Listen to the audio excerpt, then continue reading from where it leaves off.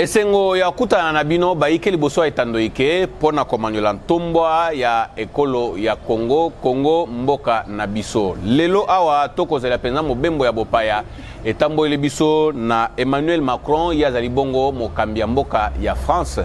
Tokolobela pe Mambi Matali bitumba na minyele ya mboka ya Congo pe tokolobela Mambi Matali kobuka bandaku okati ya ngoma mokonzi ya Kinshasa. Nazanga moko te na yambeli bino bana mboka tokobanda na mwana mboka Morgan Kambai ye azali bongo moninga nanga mopanisango na peso mbote. Alors na loboko nanga ya mwasi na yambeli bino mwana mboka Anise Loleka ali bongo mokambi ya pouvoir en marchandise Loleka mbote. Mbote ndeko journaliste pe na pesi mbote na bako debateur na ngai. Matono mingi pe kuna na extrémité na yambeli bino mwana mboka Marley, vous topez, vous Marley, ça dépend dans le lenge, bon, mais ça n'a qu'au bengaye, ye azali bongo, moi politique au katia etonga ya UNR, o ezali kondi maman lokola, Union des nationalistes révolutionnaires, na bango topé sombote. Maton domingi. Alors, bon comprendre que lelo débat et kozala yamakasi, to bandakasi. Na likambo litali boyeyi ya Emmanuel Macron na Kinshasa. Lolenge kani banamboka bazali ko lika tope lolenge kani banamboka bako banza. Aniso Loleka to banda na mabanzo na yo. Merci beaucoup ndeko journaliste na mutuna otuni. Tikana bisayo koya ya ndeko président Macron o ya France na kati ya Congo. Et que la diplomatie est vraiment en marche. Président Félix Antoine Tshisekedi a dit que sa diplomatie place au peuple congolais, au Kabila, na Muzitu, na Matata, na Moïse Katumba bomaka diplomatie en boka oyo pour na ba intérêt personnel na bango moko. Mais président Félix Antoine Tshisekedi, peuple congolais na lobake loko yo.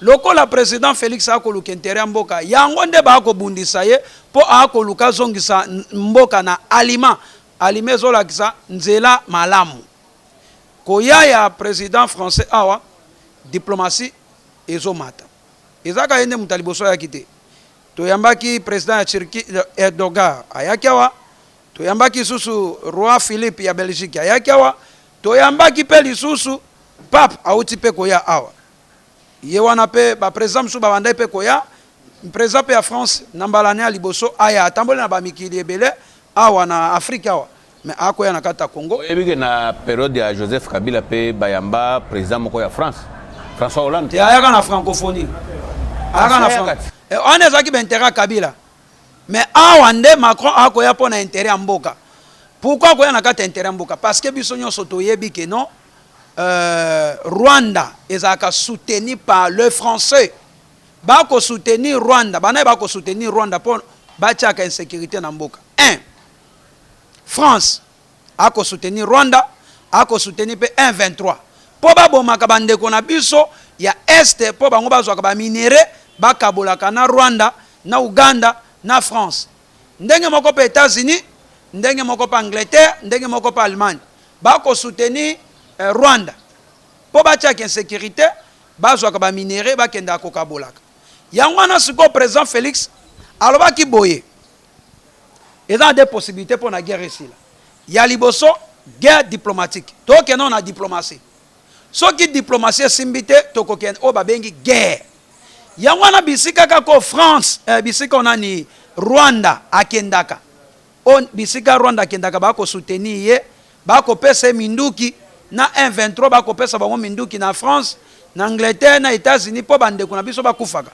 président lobité biso tozana ba minéré na kata mboka na biso loko la Rwanda kotaka illégalement babomaka pe bandeko na biso o baza ba innocent bon tokeka na voie ya diplomatie président qui abeti na France kokoko abeti na Allemagne kokoko abeti na Angleterre kokoko abeti na États-Unis kokoko bino boko soutenir Rwanda Rwanda ne loko te ayibaka awa loko bino boko soutenir ekuna eza malamu te boya epa na nga awa nga naza na nyonso boya na fungoleli bino porte ndo okomona Macron akoya e na ko ebisa bino déjà makambo président ko ebisa na Emmanuel Macron ako ebisa ni ako ebisa kaka eloko moko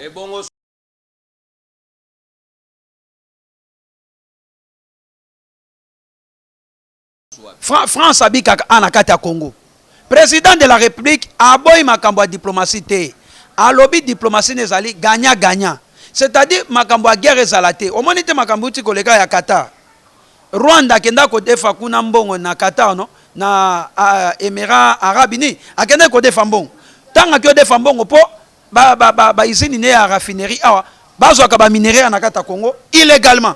Président lobité bino boko kota na porte ya mabe boya na porte malamu omona ki a conférence salemaki ba Émirats Arabes Unis ayaki awa conférence salemaki balakisaki ba nyoso président simbaki ba bengi biloko nyoso abiki no boya na kata gagnant bokota na kati ya porte yango na Macron akoya awa to ko ebisa Macron pe président ko ebisa ka ke non lokola bino boko condamner France te et boko condamner Rwanda te bozali ko sanctionner te boko condamner te loko zoya awa porte za ko fungama biso to ko pesa France 50% France pe boko pesa pe biso 50% eko laksani ni diplomatie to ko kenina gagnant to ko luka intérêt pe ya Congo contrairement de Kabila ande ko luka intérêt na ye na koyeba ke muto amesana koyiba alinga légalité te bamba te gagnant soki ye déjà na moyibi abanda ko 100% et que yo na légalité kwa banda ko 50%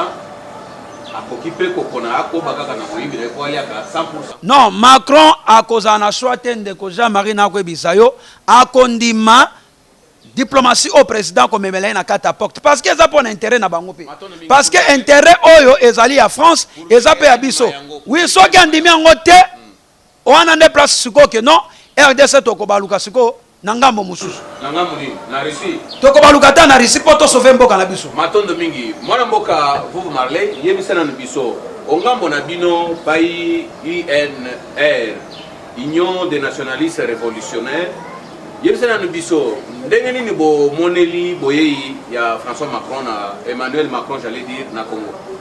Merci ndeko journaliste ya liboso na koloba na ndeko na ngai Anissé Loleka atika ozala extraverti politique.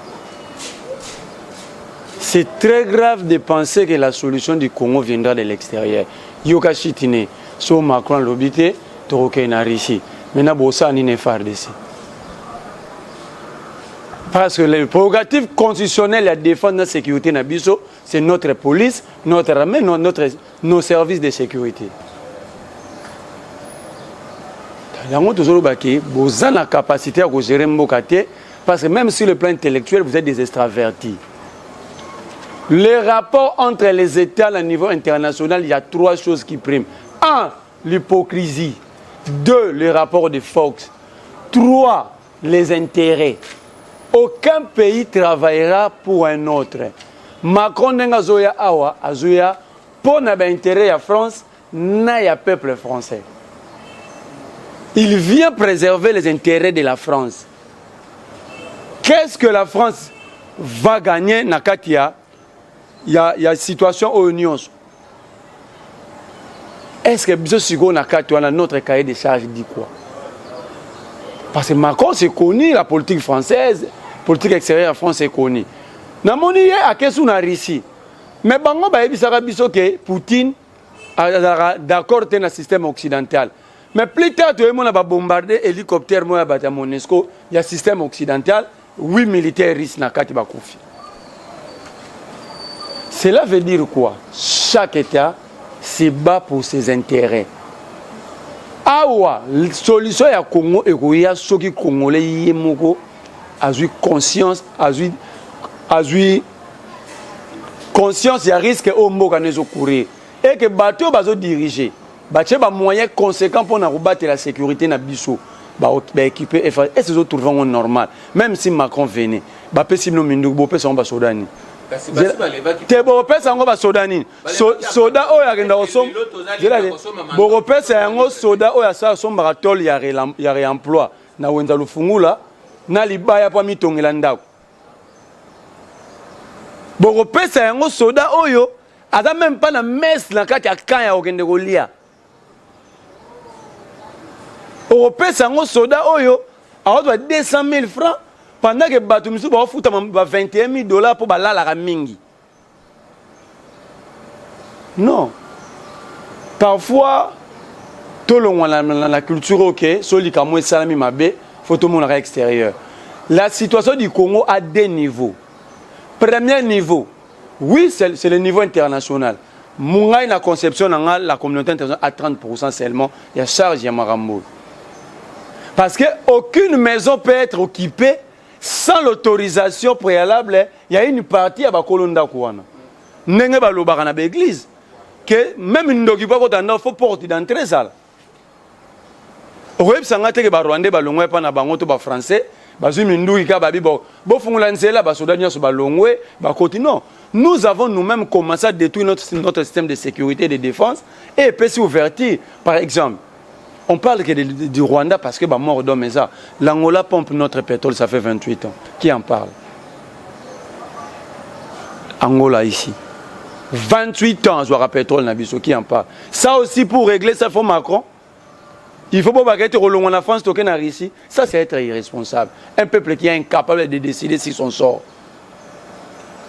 Et d'ailleurs, s'il faut aller vers la Russie, est-ce qu'il faut te nober les lions? Ou il faut prendre une décision?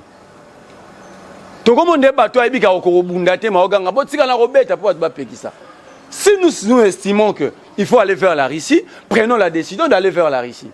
Si nous estimons que nous allons aller vers la Chine, prenons la décision parce que nous sommes souverains, entre guillemets. Comme makele na matoi à chaque fois bazo kufa binoka ka toke vers la Russie lobi bokei pa Biden toke na Chine lobi bokei pa Merkel. Non, prenons une décision rationnelle, souveraine. Deuxième degré à occupation à Congo, à part l'occupation interne, mais il y a l'occupation congolaise ici. Il y a des Congolais qui sont devenus milliardaires, millionnaires à cause de l'insécurité extérieure. Mosso l'a dit, Mosso. Les députés va quitter le groupe armé. 6 mois plus tard, 2 députés se sont disputés la paternité des groupes armés dans l'hémicycle.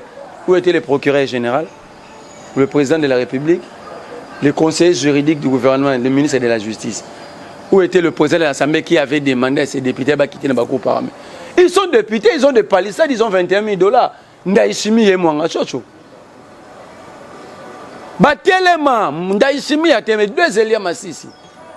Abi président et les députés Moro Touchawa a recruté Batou pour pas bomber Batou na ngai ba. D'abord c'est grave il dit que Batou na yi. Ah wa mamnazo lo banoza mo pansa omnene chaba député wana micro. Et dans ma information na ngai 24 000 dollars qui ont été déboursés pour que les journalistes soient écrasés par l'image. Les lopeteux qui sont en Bakanga qui Maboulou. Mwanga chose mwanga chose na zolo belo ba wele ba partir ya groupe armé. Madame Balé, ba Eli Masisi. Mwanga chose on Ndaïchimi. Seul député à Telema Kola bango na nzoto. C'est un signe pour nous. Les images sont là.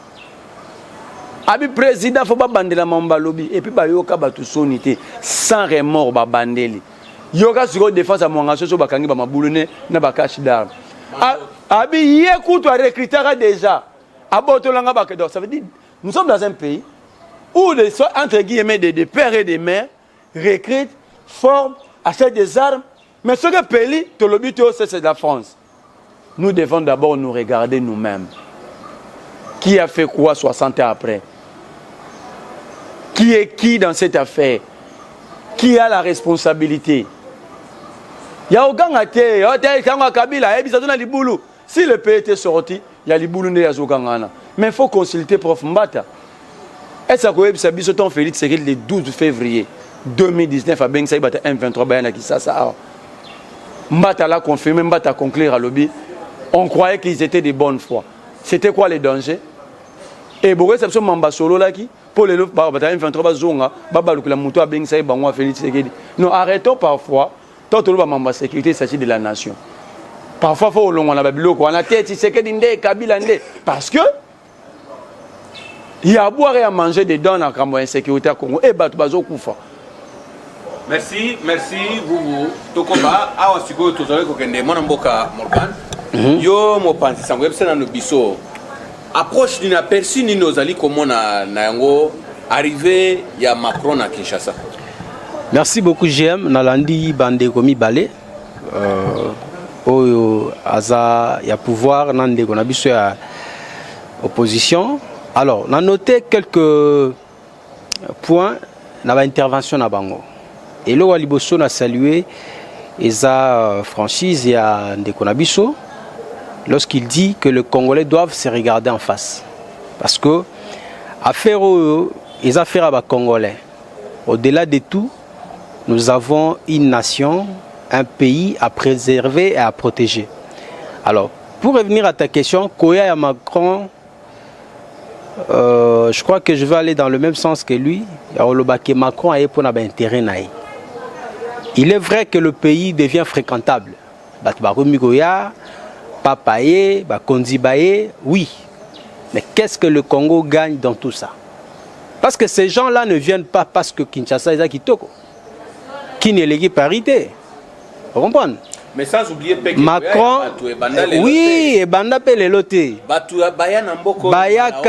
Bayaka na bango, toebi Bayaka, Mutuna Mtoyaga na cahier de charges naï. Alors, qu'est-ce que moi je vais préciser par rapport à l'intervention Mibale? Macron vient pour défendre les intérêts de la France ici en République démocratique du Congo. Tout le monde le sait, Mali, Burkina, toute l'Afrique de l'Ouest, France a mal vu. Côté Moussou, Bengani da France, Kangina ba chaîne française, Bengani ba troupe française. Alors aujourd'hui, Macron a homologué Sikanini à Kokiko s'agripper encore en Afrique. Parce que vous savez que l'Afrique, il y a un homme de Simba Paris, il y a un homme de Simba Belgique. Donc, bref, Europe et fonctionnera à 70% na minéraux en Afrique. Alors, ce Emmanuel Macron a au Congo, azoya pour la kini neza kitorote, azoya te pour na Rosekisa Félix Tshisekedi, azoya pour na intérêt na premièrement. Intérêt à France. Maintenant, c'est quitte à nous de savoir comment capitaliser cette position occupée actuellement. Parce que dans la minute, France a une position de faiblesse. Il y a Kolukane na kota na Congo, ayeko sala. Voilà. Azoya siko ko séduire ba Congolais. Profitant de sa position, voilà, je peux vraiment régler cette question de l'Est. Guerre wana soka na lobby na Kagame aussi là. Pourvu que tu sois solo là. Vous comprenez? Donc, c'est à nous maintenant de voir la position haute. Parce qu'on détient des minéraux précieux. On détient, on occupe une position importante en ce qui concerne la transition énergétique. La fabrication de batteries électriques et tout. Vous savez que la RDC regorge beaucoup de minéraux, beaucoup de richesses en termes il y a minéraux beaucoup plus recherchés dans minito pour la fabrication de batteries et autres choses. Alors c'est à nous de pouvoir profiter de cette position là pour savoir bien jouer notre carte. Mais là où je ne suis pas d'accord avec mon frère, c'est lorsqu'il parle de l'armée. Omoni ndeko, s'il y a des gens, on peut dire que tolinga Congo. Omoni tolinga Congo nde to fa na télé boye to lobby to seki, mais ces gens là qui arrivent à se battre dans des conditions au Banango, il ne faut pas vraiment parler d'eux avec beaucoup de légèreté comme ça. Que non. C'est vrai que faille ça. Mais sachons comment parler de ça, et c'est pas à la télé qu'il faut parler de notre armée. Comprendre. Donc, pour bien dire les choses, Congo, toi, on a des difficultés actuellement par rapport à la situation au Est. Nous devons de nous souder parce que non, mon attitude avant de la opposition les années qui bana Congo na bango mususu ou bien bakufana nous pour prouver que Tshisekedi est incapable de gérer le pays et lorsque les autres seront aux affaires comme ça que les choses commencent à être récupérées. Non, ça c'est une attitude irresponsable parce que ils n'ont pas du tout tort dans tout hein. Non mais comment est-ce que tu peux te réjouir de la mort de tes frères tout simplement parce que ce n'est pas ton candidat qui est aux affaires? Ça n'a pas de sens. Toi kana Congo moko do so bazui bunagana lelo ya bunagana ya Fayulu bunagana ya Katumbi bunagana eza batu nyonso oyeba ke mabe ali mabe ata soki esalemi pa nzambe malamu eza malamu ata soki basala ngo pa satan. Voilà, moi je crois que na moment oyo attitude de photos za nango eza que vous savez chez les autres lorsqu'on parle de la nation ba tout ba tiara na ba divergence à côté. Un Américain lorsqu'on parle des États-Unis, lorsque les États-Unis est touché, c'est une affaire d'État, donc c'est comme si c'était une affaire sacrée. On cesse d'être démocrate, on cesse d'être, je ne sais pas, républicain, tout le Bélanan aux États-Unis. Et c'est ça l'attitude au bandé qu'on a vu ce faux bazar en minito. Pas vouloir que ça tire, que ça brûle parce que c'est l'autre qui gère. Pour pas payer ça a raison que non, le bakinini. Non, non. Tolingaka ko se référer na ba américain, ba français, ba occidentaux. Kasi soke komi a ko salela. Wana tozongeli ba congolais. Là où il y a des bonnes choses à ba américain to sala quand c'est les autres, ba onde ba sala lolenga ba américain, mais quand c'est nous, wana to sala ndenge toko sala pona intérêt na biso. Non non, moi je suis dans la logique il y a que to copier au ya malamu. Tant baninga msu bazola ki sa solidarité autour de la nation, lorsque la nation est menacée, je crois que c'est une attitude à copier, ça il n'y a pas de honte à faire ça. Merci. On revient avec Anissé Loleka oyoki ba intervention ya bande konayo kasi lolenge kani wali komona na mambi matali esa mboka na biso boye ya ba force ya EAC tolongola bango tozongisa bango depuis pe baye bitumba ekosila te depuis pe baye basoda rwandais bako tika kokota na mboka na biso te yo omoni ndenge nini? Merci beaucoup ndeko Jean-Marie na mutuno tuninga nanu mais avant nanu na koma na makambo ya EAC na recadrer na ndeko na makambo auto olobi bien olobi que Macron azoya na Congo pona koya koluka intérêt à France. Oui, président Félix Pe a koluka intérêt à République démocratique du Congo. Ba voyage union so président pour ça la peuple congolais et Zapona a restauré ou a sécurisé ça diplomatie en mboka. Aucun pays dans le monde a pu vivre sans la diplomatie, jamais à la rater. Jamais à ta guerre ndengeni pour guerre en esi ne senaka la diplomatie il faut vous aller ma casse. Un ndeko Merlin on a quoi qui ça président Merlin. Ah oui, biso benga ka ebo. Ayebinde na benga. Vous yeba yango que président Félix azoluka intérêt à République démocratique du Congo. Azoluka ni intérêt à famille ya Tshisekedi ni à famille ya Tshilombo. Akoluka intérêt à Congo. Ou to loba lobi que non, ba congolais to vanda totalana. Mais on a arrêté information. Ou to vanda totalana to solola, to loba qu'est-ce qui n'y va pas. Mozareta président de la République, il a montré qu'il est congolais à la Kisi Kalingi que Kimia Zanakata Mboko a décrété qu'il état de siège pour l'intérêt de la République et la Kisaini que congolais nyonso oyo a tia kaloboko na ye pour na koluka sécurité na kata mboka loko va décréter état de siège. Il faut abandonner maintenant, chercher la paix na kata mboka. Est-ce que mon aki batouana ba koluka kimia? Jamais. Pour votre information, insécurité dans la carte Est, communauté internationale, en complicité na Rwanda, na bande qu'on a vu son moko ba congolais, o bazalaka, bande ko banani, bande ko ressortissa Grand Kivu, na lobaki lokwana. Bande ko ressortissa Grand Kivu, bangonde, ba yebi makambo oyo.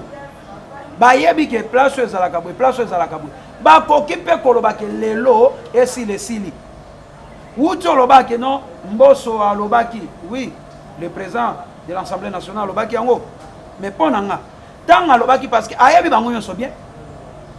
Président Mboso le loza président de l'Assemblée nationale. Azaki na kati ya gouvernement ya Mobutu, na ya Laurent Désiré, na ya Kabila le fils, na ya président Félix Antoine Tshisekedi. Ayebi alobaki yango pambate.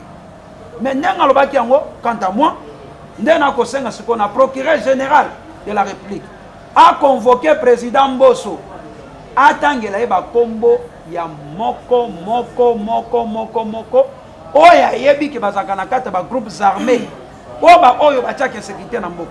Ça c'est mais on ozali ko se raccorder na o bandeko ba oti koloba surtout ndeko vuvu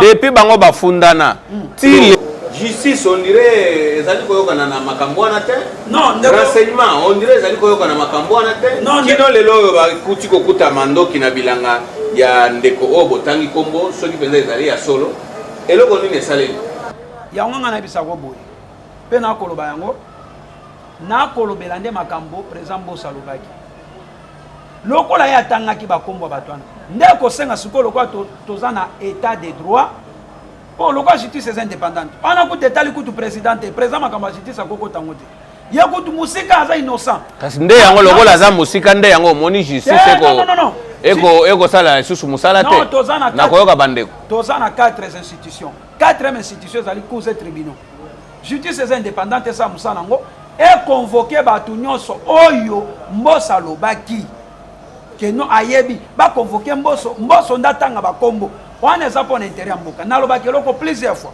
mokomosu na sano émission nalobaki eloko ke baconvoke mais oyebi ke na constitution président de la république azali magistrat suprême azali magistrat suprême oui kasi ntango ayoki yango ye en tant que magistrat suprême asali nini il faut nano procureur général asala na mosala na ye poso président beakota ekozala no président akoti makambo wana tete mais ali magistrat suprême non oui azali magistrat suprême ndenge okoloba nde biso so nde toyebeli mais yana kosenga ata soki lelo kino abengisi lelo Mbosso atu na ye mais président aza juge te oyo akoki kokanga lelo Mbosso mpo kino oyebisa makambo ekosenga nde mosala ya procureur général de la république ye loko aza zuzu abengisa tokei EAC dans l'est na makambo toloba ya EAC wana lelo président Félix akotisi RDC na kati ya EAC akotisa yango pamba te eza mpona nini aucun pays dans le monde soki aza lelo na kati ya guerre alongaka yango ye moko te okosenga ifo kobenga bapays mosusu oyo baforce mosusu extérieure mpo eya koakompagne mpo olonga etumba wana Ukraine yo aza na bitumbano mpona nini France na Angleterre na Allemagne na États-Unis bakokotela ye c'est comme ça soza na guerre esengaka yango wana ke président akotisa biso kuna mpona nini eloko ya liboso mpo toyeba na bapays voisin nyonso wana nani yango azalaka contre la RDC mpe nani yango azalaka pour la RDC nde mission ya liboso yango e na minute oyo nazoyebisa emonanaki ke bapays voisin nyonso wana bazali contre la RDC depuis EAC eya na kati ya est basaki eloko te mais na kodeveloppe pourquoi basaki eloko te motindo wana oyo balinga kobeta minduki te euta epa nani okoyeba yango lelo ntango président bautaki kozala na sommet moko na Bujumbura awa na Uganda et na Burundi plutôt na Bujumbura olandaki président Félix akoloba na général ya EAC abi votre mission c'était d'attaquer le 1-23 ce n'était pas de négocier avec le 1-23 asilikelaki et moi j'avais compris que bapays voisins nyonso wana oyo baza na kati ya EAC mission ezalaki ke baya babundisa 1-23 loko bakobundisa 1-23 te ordre wana euti wapi euti na France na États-Unis na Angleterre na bapays wana oyo natangi parce que bango basoutenaka bapays voisins na minduki mpe na économie ya mboka na bango mpo ke EAC eatake 1-23 il faut mitindu euta kuna lokola bato wana bazwi na mitindu nanu te moye batake bango eza te yango wana ozomona président Félix akosala tout na diplomatie ke aconvaincre France ke bino tosala diplomatie ya gagna bino bozwi pourcentage biso mpe tozwi pourcentage États-Unis Angleterre Allemagne bozwi mpe gagnant na bino biso mpe tozwi gagnant na biso nde à partir de là vous allez voir que non tokolonga insécurité en est soki insécurité na tozoke na diplomatie te France baza na oya bango France baza na oya bango bitumba na Russie toyebi te nini bango bakotika nanu bitumba na Russie oyo ezo risque pe ebebisa makambo be na France po baya ko se concentrer pona kotonga Congo toyebi te bo wana eza etali na yo moni eloko anu toloba tika na ebisa yo bato bazo ignorer France azalaka parmi les 5 pays de droit de veto boy bato bayeba eloko wana très bien et en Afrique mwana bitinda ya États-Unis ezaka France il faut bato bayeba eloko wana na Afrique aux États-Unis po asala likambo il faut France asala eloko moko boye topesa exemple babomaka Kadhafi no nani azalaki en tête Sarkozy azalaki nani président ya France yango wana ozomona ke président de la république abaki guerre ya liboso eza nano guerre diplomatique tokende nano boye totia nano Rwanda contre mi parce que soki tolongi na niveau ya diplomatie que lelo France États-Unis en Allemagne ba bloquer Rwanda que intérêt na bango ba komi kozwa na RDC vous allez voir que Rwanda kozala coincé yango ozomona peuple congolais na senga na bino na yebi ke etika 10 secondes pour na koyisa peuple congolais président Félix a coloqué intérêt ambo matondo mingi mwana mboka Marley fufu yebisana no biso tozelaki EAC pona kolongola ba M23 kasi banda bayei kalate a to ba kokisa inane mais to komona penza musala oba kosala te onga mona bino bomoni ndenge nini ndeko nanga Jean Marie tangu na yoki anisi lole tangu yoki na yoki na tele manaki parce que vous en la vérité te vous débattre contre Yomo il dit des choses et sont contraires au même moment d'abord si on le bali comme ça dans la vie diplomatie mati c'est quoi la diplomatie mati c'est quoi la diplomatie arrêtons parfois dans le sens que liboso diplomatie bande ko pesa bianote kasi siko to comme on a bilembo diplomatie tant mususu je l'ai dit sous réserve ya ba professeur en relations internationales ba diplomate la diplomatie ou la politique internationale est une conséquence directe de la politique nationale à l'intérieur de chaque État. Est-ce qu'ici, lui peut nous dire que nous avons une politique nationale? Il faut d'abord avoir une politique nationale ici à l'intérieur et si on est produit pour remettre les bandes. Alors lorsque vous n'avez rien en main, on dit que vous n'avez pas gagné. Parce que la diplomatie ou la politique étrangère, ils vendent. Il y a une image de la République à l'intérieur. Si vous avez la diplomatie mati, il doit commencer par nous dire quelle est la politique publique mise en place ici à l'intérieur en termes de gestion de la République comme élément de motivation. C'est ça. Il ne faut pas regarder la TV c'est comme si ils n'ont rien à faire que ben rate au gang. Non, il y a des gens intelligents. Na TFP il faut s'affirmer parce qu'au moins tu as des choses à dire. Alors quelle est votre position à Bino Zandengeni? Que Félix a échoué. Non. Félix avait entre guillemets une vision transformé en programme de gouvernance. Donc ça dit ezawa mutu pantalon ekati ngala lo ekati na lobana lobate ayebi au fasala. Il est payé 2,52 000 $ à cause de pour faire ce travail là. Donc sur le lobby que pour biso tozo lobango et ça la mamboala, c'est-à-dire tu nous dis ici que Félix ne fait rien. Et ayebi te pourquoi ça wana. Oh peut-être tozo lobana et tozo rappeler pour to yebi ka zawana. Et ayebi pourquoi ba futa ke mongo belé pourquoi au-delà ya mongo ba basé sur dotation présidentielle y est belé. Dire que le président a opéré de mauvais choix, conséquence yango za kolinga Congo te. Bon lui c'est ce qui besoin de lobby toni Congo te bon et c'est lui qui a opéré les choix. Linda di Congo. Ngala bi kete maman asali maman mabe obinga alingi mboka te. Mais o asali siko maman a posé acte lobby ni mpona. Surtout lingi pays. Félix Tshisekedi a opéré de mauvais choix dès son arrivée au pouvoir. Moi j'ai été victime de ma menace. M23 Sala 14 mois à Kinshasa. Mais depuis le professeur Mbata l'a confirmé, personne n'en parle. Moi je me pose la question. Le 5 novembre, le 3 novembre 2022, pendant 5 minutes, Félix Tshisekedi s'est adressé aux Congolais. Il a confirmé que l'histoire il y a M23 et s'il a le 5 novembre 2013. Tous les journalistes, il a été sur votre image. Comment est-ce que le président de la République a confirmé que M23 et s'il a Tobo Sanarayango? Et le président était étonné en se questionnant par quel miracle les ont mis les sous. Or, 2 semaines plus tard, son proche et premier vice-président de notre deuxième institution confirmera aux Ezagi le rôle à soupçon de Zaroloba et Roloba. Abi oui, tu benga qui M23 à Kinshasa, tout solo la Guinée Bango, mais on avait cru qu'ils étaient de bonne foi. Question maintenant tant que peuple, je pose à mes dirigeants.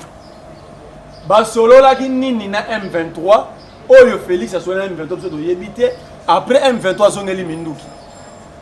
Question à mi balé. Félix Tshisekedi a reconnu à devant l'opinion nationale et internationale le 3 novembre que le solo M23 Silaki. Tant où il y a Bengaki Bango, pardon, il y a Bengaki M23. Les M23 représentaient quel enjeu et quel danger pour la République pour que tout de suite, après le serment le 24 janvier 2019, le 12 février, à Bengi Bango. Ce sont des questions. Betela biso li solo ya EAC. Toke na EAC. Oso répondre. Toke na EAC avant toi entamer avant dernier sujet. Na EAC. L'EAC, vous savez en diplomatie, ce n'est pas crier que pays présents au voyage, non. La diplomatie ne se résume pas au nombre de voyages. La diplomatie ou la politique internationale, c'est un art. 40. Raison pour laquelle on a technicien en diplomatie. Moi, je me pose même la question. Est-ce que Félix Tshisekedi est entouré par des techniciens en diplomatie? Il y a des diplomates de formation, des carrières. Parce qu'en diplomatie, il y a des blocs, il y a des choix à faire. Je vais poser la question ici. Est-ce que l'EAC était notre choix? C'était notre zone diplomatique. Pourquoi? Parce que ces 6 pays est la majorité Tutsi. Dans la culture Tutsi, parce que dans le choix, il y a aussi la culture et la coutume. Dans la culture Tutsi, un Tutsi ne tue pas un Tutsi. Je l'ai dit parce que je suis de l'Est. Moi, je suis Moussoko de Kisangani. Je connais comment vivent ces gens-là. Un Tutsi ne peut jamais tuer un Tutsi. Conséquence, il n'y a que 2 tribus. C'est comme, c'est même au Rwanda. Il y a les Hutus et les Tutsi. Mais ça, la calcul, il y a un contingent, je sais qu'il n'y a que des militaires Tutsi. C'est là que tu as condamné Bisso. Il faut condamner Moutoua même Bisso Kuna. Na yango solution finale les années. Solution finale. Déjà, ce qui est grave, ce qui est un peu difficile en diplomatie, quand vous adhérez à une structure régionale ou sous-régionale, sortir, c'est un peu compliqué. Mais si on persévère, on peut quitter l'EAC. Mais la meilleure des solutions pour qu'il y ait sortie brisque et rapide, il faut que le peuple congolais prenne la défense de leur pays. En général, à l'unanimité. Merci. Merci. La souveraineté nous appartient. Morgan Kalala, idée na yo ezali ndenge nini par rapport à EAC. Chocho totika na quelques minutes à kotanga na misapi toka ta émission. Nangina répondre ndeko vous. Lorsque je parle de l'attitude de la opposition ou bien critique envers les dirigeants, je ne parle pas, je ne leur pas interdit. Il y a qui va critiquer. Critiquer, c'est leur droit le plus légitime. Merci. EAC. Alors, pour revenir sur la question du M23, parce que le Mamora, sur la Balandia, on bien été, quand on attend sur le rôle à Félix, il a collaboré avec M23, comme si c'était sa volonté. Il faut d'abord aller se poser la question en 2013, M23 et Sila Nengenine. Le M23 n'a pas été défait par la guerre. Le M23 a été défait par les accords. Et il y a une vidéo qui circule où une députée européenne ou bien quelqu'un, il y a Human Rights, qui parle du M23. Le M23 a été ressuscité en 2017 et il a cité des personnalités qui ont fait le recrutement à M23. Et quand on vous dit qu'en 2020, Tshisekedi accède au pouvoir, 19, Tshisekedi accède au pouvoir, et un mois après, on invite le M23 à Kinshasa. Et vous savez quelle influence le régime passé avait encore sur le pouvoir à Kinshasa. Alors, faire venir le M23 à Kinshasa, ça ne pouvait être que normal parce que là, Tshisekedi était conseillé par l'ancien régime. Merci. Tokomina Souka. Parce que c'est l'ancien régime qui a signé les accords. Qui a signé les accords avec le M23. On nous signale que Tokomina Souka. Moi, Liloba Souka Tokata. Liloba Souka Kaka Tokata. Anissé Katambang Mang comme ça Tokende. Tokata émission. Merci beaucoup, Jean-Marie. Nalombango. Une minute, kaka. boyeba peuple congolais na 2013 1-23 soki esilaka ndeko vuvu ezalaki mpo na baaccord ya ancien régime mpo na nini esilaka parce que 1-23 bapesaki bango plus de 42% ke basoda na bango bato na bango bakota na bainstitution ya mboka na biso soki ke bomonaki lelo ke 1-23 yaki na Kinshasa ezalaki présenté oui majorité ezalaki na 2019 à 2020 ezalaki majorité FCC banani Kabila na bato na ye bato na bafacilitaka ke 1-23 kota na kata mboko bango nde bato bafacilita baya awa po bakontinue na o babengi ya 1-23 mais président Félix aboyaki yango na kosenga na peuple congolais na 2023 to voter président Félix po akoluka intérêt ke mboke ke ne. Merci Marley Vuvu Kata. Bon, moi je vous dis merci, simplement merci. Dans ces plateaux, tous on va aller approfondir cette question sur l'EAC et surtout démolition à Kinshasa. Merci. Morgan. Ok, merci beaucoup GM pour l'émission. Merci pour l'invitation. En tout cas, merci à tous les amis. Donc, matière etikali. Merci beaucoup bandeko awande tokomi na suka émission na biso kasezamba la suka te pamba te kala te tozali kozongela équipe moko oyo kaka pona ko continuer na ba sujet oyo ezali kosenga tolobela penza na bosembo nyoso pona ntombwa pe bomoko pe ntombwa ya mboka na biso botika la malamu.